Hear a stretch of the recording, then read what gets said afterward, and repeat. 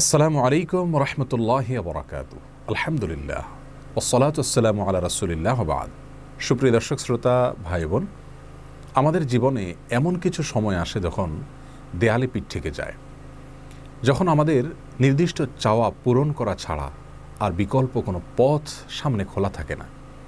এ ধরনের পরিস্থিতিতে আল্লাহ রাব্বুল আলামিনের কাছে আমাদের মনের একান্ত কামনা বাসনাগুলোকে পূরণ করবার জন্য একটি বিশেষ পথ বাতলেছেন আমাদেরকে প্রিয় নবী সাল্লাল্লাহু আলাইহি ওয়াসাল্লাম, আর সেটি হলো ইসমে আযম।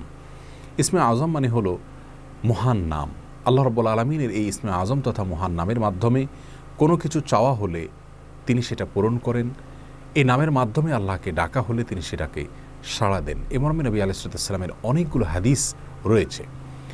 অনেক উলামা একরাম ইসমে আযম সম্পর্কে বলেছেন যে এটি হলো আল্লাহ রাব্বুল আলামিনের যে মূল নাম আল্লাহ, সেটি তার অনেকগুলো গুণবাচক নাম আছে। তমধ্যে থেকে আল্লাহ রাব্বুল আলামিনের যে মূল নাম আল্লাহ, এই নামের মাধ্যমে আল্লাহ রাব্বুল আলামিনকে ডেকে যদি বান্দা কোনো কিছু চান কায় মনোবাক্যে অন্তরের গভীর থেকে, তাহলে সে দোয়া আল্লাহ রাব্বুল আলামিন অবশ্যই কবুল করেন।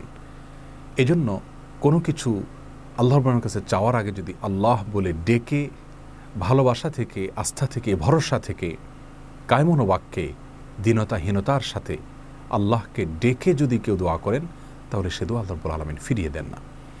ইসমে আযম সম্পর্কে আরও নির্দিষ্ট করে আমরা নবী আলাইহিস সালামের যে হাদিসটি দেখতে পাই, সেটি তিরমিজিতে বর্ণিত হয়েছে, আরও বিভিন্ন হাদিসের কিতাবে বর্ণিত হয়েছে। সে হাদিস সম্পর্কে বিশ্ববিখ্যাত হাদিসবিদ হাফিজ ইবনে হাজার আল আসকালানী রাহিমাহুল্লাহ ফাতহুল বারীতে লিখেছেন যে ইসমে আযম সম্পর্কে সবচেয়ে বিশুদ্ধতম হাদিস হলো এটি।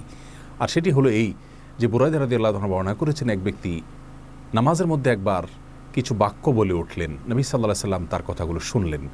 তিনি বলে উঠলেন, আল্লাহুম্মা ইন্নী আসআলুকা বিআন্নী আশহাদু আন্নাকা আনতাল্লাহ লা ইলাহা ইল্লা আনত আল আহাদুস সামাদ আল্লাযী লাম ইয়ালিদ ওয়া লাম ইউলাদ ওয়া লাম ইয়াকুল লাহু কুফুয়ান আহাদ। তার মুখে এই বাক্যগুলো শুনে নবী আলাইহিস সালাম বলেছেন, নিশ্চয়ই এই লোকটি ইসমে আযম পাঠ করেছে। ইসমে আযমের মাধ্যমে আল্লাহ রাব্বুল আলামিনের কাছে কোনো কিছু চাওয়া হলে তিনি সেটা ফিরিয়ে দেন না। এর মাধ্যমে আল্লাহকে ডাকলে তিনি অবশ্যই তাতে সাড়া দেন। এই হাদিসের ভিত্তিতে অনেক মুহাদ্দিসিন একরাম বলেছেন এটি হলো সেই দোয়া যেটাকে ইসমে আযম বলা হয়, যার মাধ্যমে এটি পাঠ করার পর আল্লাহর কাছে কোনো কিছু পেশ করলে সেটাকে অবশ্যই আল্লাহ তাআলা পূরণ করেন। মনের যে কোনো ভালো আশা আল্লাহ তাআলা পূরণ করে থাকেন। দোয়াটি আবারও বলছি, আল্লাহুম্মা ইন্নী আসআলুকা বিআন্নী আশহাদু আন্নাকা আনতাল্লাহ লা ইলাহা ইল্লা আনত আল আহাদুস সামাদ আল্লাযী লাম ইয়ালিদ ওয়া লাম ইউলাদ ওয়া লাম ইয়াকুল লাহু কুফুয়ান আহাদ। যার অর্থ হলো, হে আল্লাহ, আমি আপনার কাছে প্রার্থনা করছি এ মর্মে যে, এই জন্য যে, এই ভিত্তিতে যে আমি সাক্ষ্য দেই আপনি আল্লাহ, আপনি ছাড়া সত্যিকারের কোনো মাবুদ নেই, আপনি কারো মুখাপেক্ষী নন, আপনি একক, এবং আপনি কাউকে জন্ম দেননি, আপনাকেও কেউ জন্ম দেয়নি, এবং আপনার সমকক্ষ আর কেউ হতে পারে না।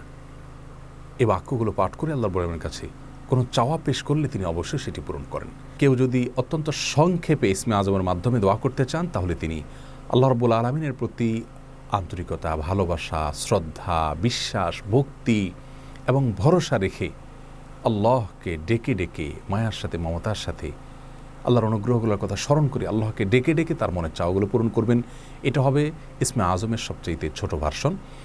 আর যদি কারোর হাতে সময় থাকে, তাহলে তিনি ইসমে আযমের যে দোয়াটি আমরা কথা বলেছি, আল্লাহুম্মা ইন্নী আসআলুকা বিআন্নী আশহাদু আন্নাকা আনতাল্লাহ লা ইলাহা ইল্লা আনত আল আহাদুস সামাদ আল্লাযী লাম ইয়ালিদ ওয়া লাম ইউলাদ ওয়া লাম ইয়াকুল লাহু কুফুয়ান আহাদ। এই দোয়াটা তিনি পাঠ করবেন, করে আল্লাহর কাছে তার চাওয়া পেশ করবেন। জীবনের কঠিন মুহূর্তগুলোতে বিশেষ করে এই ইসমে আযম পাঠ করে আল্লাহর বাবার কাছে দোয়া করব, সেটা অবশ্যই আল্লাহ তাআলা কবুল করবেন যদি দোয়ার মৌলিক শর্তগুলো আমরা পূরণ করে থাকি।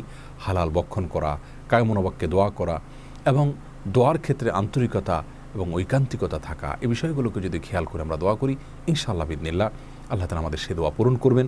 কোনো কারণে সে দোয়া যদি পূরণ হতে আমরা না দেখি, তাহলে সন্দেহাতীতভাবে আমাদের বিশ্বাস রাখতে হবে এটা পূরণ এই মুহূর্তে না হওয়ার মাঝে আমাদের জন্য কল্যাণ নিহিত আছে। আল্লাহ তাআলা এর বিনিময়ে আমাদেরকে আখিরাতে দিবেন। এছাড়াও দোয়া ইউনুসের মাধ্যমে লা ইলাহা ইল্লা আনতা সুবহানাকা ইন্নী কুনতু মিনাজ জালিমিন, এটা পাঠ করেও যদি কেউ দোয়া করেন, তার মাধ্যমে আল্লাহর বড় দোয়া কবুল করেন। এই মর্মে হাদিস বর্ণিত হয়েছে। আল্লাহ তাআলা আমাদের সবাইকে ইসমে আযমের মাধ্যমে আল্লাহর কাছে জীবনের কঠিন মুহূর্তগুলোতে দোয়া পেশ করার তৌফিক দান করুন। আসসালামু আলাইকুম ওয়া রাহমাতুল্লাহি ওয়া বারাকাতুহু।